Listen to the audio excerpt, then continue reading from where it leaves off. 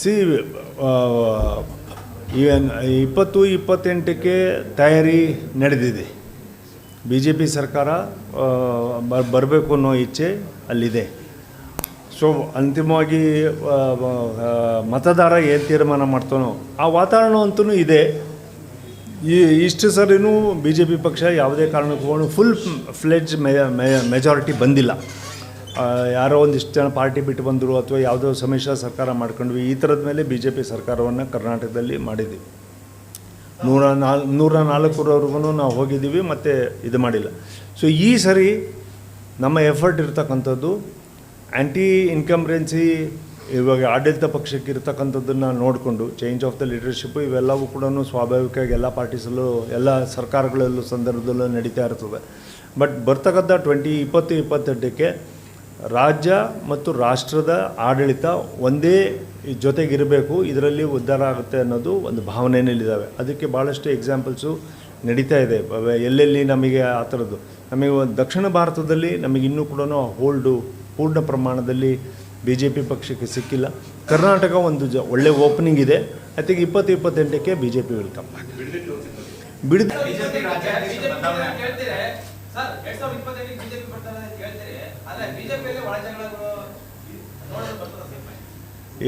ಅದನ್ನು ಸರಿ ಮಾಡ್ಕೊಂಬಿಟ್ಟು ನಾವು 28ಕ್ಕೆ ಬಂದುಬಿಡ್ತೀವಿ.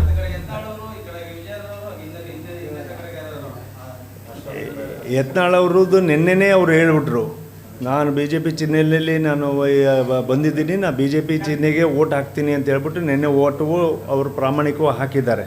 ಸೊ ನಾಳೆ ಬರತಕ್ಕಂಥ ಚುನಾವಣೆಯನ್ನು ಕೂಡ ಇದೇ ಥರದ ವಾತಾವರಣನ ನಾವು ಸೃಷ್ಟಿ ಮಾಡ್ತೀವಿ. BJPನ 2028ಕ್ಕೆ ಕರ್ನಾಟಕದಲ್ಲಿ ತರ್ತೀವಿ.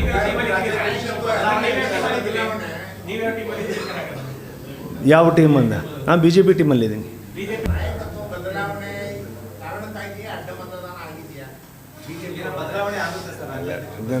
ರಾಜ್ಯಾಧ್ಯಕ್ಷ ಬದಲಾವಣೆ ಐ ಥಿಂಕ್ ಅವರು ಹೆಂಗಿದ್ರು ನೀವು 2.5 ವರ್ಷ 3 ವರ್ಷ ಮುಗಿಸ್ತಾನೆ ಬಂದುಬಿಟ್ರು. ಇವಾಗ ನವಂಬರಿಗೆ ಅದು ಮುಗೀತದೆ ಟರ್ಮ್ಸ್ ಅವ್ರದ್ದು ಅವಧಿ.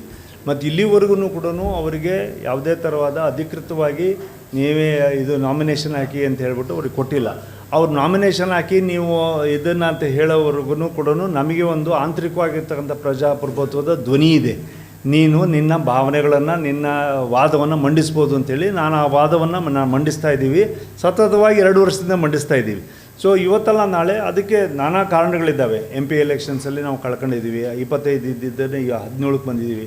ಬೈ ಎಲೆಕ್ಷನ್ಸ್ ಕಳ್ಕೊಂಡಿದ್ದೀವಿ. ಕೌನ್ಸಿಲ್ ಎಲೆಕ್ಷನ್ಸ್ನ ಕಳ್ಕೊಂಡಿದ್ದೀವಿ. ನಿನ್ನೆನೂ ಕೂಡ ನಮಗೆ ಈ ಕ್ರಾಸ್ ವೋಟಿಂಗ್ ಆಗಿರ್ತಕ್ಕಂಥದ್ದು ಹಿಡ್ತಾ ಇಲ್ಲ ಅನ್ನೋ ಪ್ರಶ್ನೆಯೂ ಕೂಡ ಬಂದಿದೆ. ಈ ಥರದ ಅನೇಕ ವಿಚಾರಗಳಲ್ಲಿ ಎಲ್ಲವೂ. ಆಮೇಲೆ ವಕ್ಫ್ ಹೋರಾಟ ಮಾಡಿದ್ವಿ, ಅಥವಾ ಬಾಂಗ್ಲಾದೇಶ ನುಸುಳುಕೋರರ ಬಗ್ಗೆ ಮಾತಾಡಿದ್ವಿ, ವಾಲ್ಮೀಕಿ ಬಗ್ಗೆ ಮಾಡಿದ್ವಿ. ಇದೇ ಹಿಂದಿನ ಮುಖ್ಯಮಂತ್ರಿಗಳು on the floor of the house ನಾನು ಕನ್ಫೆಷನ್ನೇ ಮಾಡಿದರು, ನಾನು 185 ಕೋಟಿ ಇದಾಗಿಲ್ಲ, ಅವ್ಯವಹಾರ ಆಗಿಲ್ಲ, ಅದು ಓನ್ಲಿ 87 ಕೋಟಿ ಮಾತ್ರ ಅವ್ಯವಹಾರ ಆಗಿದ್ದು ಅಂತೇಳಿ on the floor of the ಹೌಸೇ ಇದು ಮಾಡ್ಕೊಂಡ್ರು.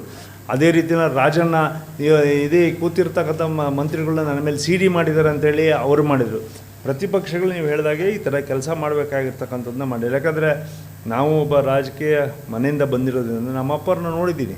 ರಾಮಕೃಷ್ಣ ಹೆಗಡೆ ಟೈಮಿಗೆ ಹೇಗೆ ಪ್ರತಿಪಕ್ಷವಾಗಿ ಕೆಲಸ ಮಾಡಿದರು ಅಂತೇಳಿ, ಯಡಿಯೂರಪ್ಪನವ್ರು ಪ್ರತಿಪಕ್ಷವಾಗಿ ಹೇಗೆ ಕೆಲಸ ಮಾಡಿದರು ಅಂತೇಳಿ ಅವ್ರ ಜೊತೆಗೂ ಕೆಲಸ ಮಾಡಿದ್ದೀನಿ.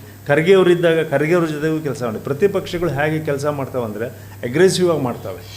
ಇಲ್ಲೇನು ಅಂದರೆ ಅಡ್ಜಸ್ಟ್ಮೆಂಟ್ ಮಾಡ್ಕೊಂಡು ಹೋದಾಗ ಪಕ್ಷಕ್ಕೆ ಕೊಡ್ತಾ ಬಿಡ್ಬೋದು. ಅಷ್ಟರೊಳಗೆ ಇದೆಲ್ಲದನ್ನೂ ಕೂಡ ಸರಿ ಮಾಡ್ಕೊತೀವಿ ಅಂತ ಹೇಳ್ಬೇಕಲ್ಲ, ಹೇಳಿದ್ದೀನಿ ಎಲ್ಲದನ್ನು.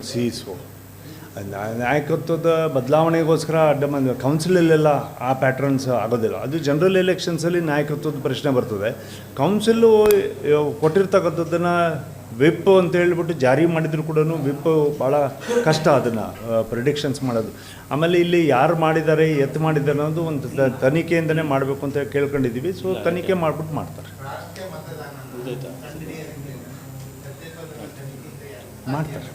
ಇಟ್ಸ್ ವೆರಿ ಡಿಫಿಕಲ್ಟ್, ಬಟ್ ಮಾಡ್ಬೋದು. ವಿಶ್ವಾಸಕ್ಕೆ ತಗೊಳ್ಳೋ ಪ್ರಶ್ನೆ ಬರೋದಿಲ್ಲ ಇಲ್ಲಿ. ನಾವು ಅವರ ಅಧ್ಯಕ್ಷರನ್ನಾಗಿ ರಾಷ್ಟ್ರೀಯ ನಾಯಕರು ಘೋಷಣೆ ಮಾಡಿದ್ದಾರಂತೆ, ಅವ್ರು ಇರೋವರೆಗೂ ರಾಷ್ಟ್ರೀಯ. ಬಟ್ ಅವ್ರ ವಾದಗಳ ಅಪ್ರೋಚ್ ಏನಿದೆ ಅದು ಸರಿಯಾದಂಥ ಹಾದಿಯಲ್ಲಿಲ್ಲ. ಜನ ಸಂಘಟನೆ ಮತ್ತು ಪಕ್ಷದ ಸಂಘಟನೆಯಲ್ಲಿ ಪೂರಕವಾಗಿಲ್ಲ ಅಂಥೇಳಿ ನಮ್ಮ ವಾದ ಇತ್ತು. ಅದಕ್ಕೆ ಇವತ್ತಿನವರೆಗೂ ನಮ್ಮನ್ನು ಯಾರು ಕೂಡ ನೀವ್ಯಾರು ಇದ್ರ ಬಗ್ಗೆ ಮಾತನಾಡಬೇಡಿ ಅಥವಾ ನಿಮ್ಮ ಹೋರಾಟನ ಬಿಟ್ಟು ಹಾಕ್ಬಿಡಿ ಅಂತ ಹೇಳಿಲ್ಲ. ವಕ್ಫನ್ನ ನಮಗೆ ಇಲ್ಲಿವರೆಗೂ ಕೇಂದ್ರದವರೇ ಸಪೋರ್ಟ್ ಮಾಡಿದರು, ಪಕ್ಷನೂ ಸಪೋರ್ಟ್ ಮಾಡ್ತು. ಅದು ಕಾನೂನು ಮಾಡತಕ್ಕಂಥದ್ದಕ್ಕೆ ಕರ್ನಾಟಕದ ವಕ್ಫ್ ನಾವೇನು ಅಲ್ಪಸಂಖ್ಯಾತ ಮತ್ತು ಬ್ಯಾಕ್ವರ್ಡ್ ಕ್ಲಾಸಸ್ ನಾನು ಲೆಜಿಸ್ಲೇಟಿವ್ ಕಮಿಟಿ ಚೇರ್ಮನ್ ಇದ್ದೆ, ಅವ ಮಾಡಿರ್ತಕ್ಕಂಥ ಅಲ್ಲಿ ಕೊಟ್ಟಿದ ಮೇಲೆ ದೇ ಅಡಾಪ್ಟೆಡ್ ಇಟ್. ಸೊ ಈ ಥರದ್ದಕ್ಕೆ ನಮಗೆಲ್ಲ ಸಹಕಾರ ಕೊಟ್ಟಿದ್ದಾರೆ. ಅದನ್ನು ಮಾಡಲ್ಲ ಅಂದರು. ಅದು ಮಾಡಿದರೂ ಕೂಡ ಪಕ್ಷದ ಹೆಸರಲ್ಲೇ ಮಾಡಿದ್ದೀವಿ, ಸಂಘಟನೆನೂ ಅಲ್ಲೇ ಪರ ಆಗಿದೆ.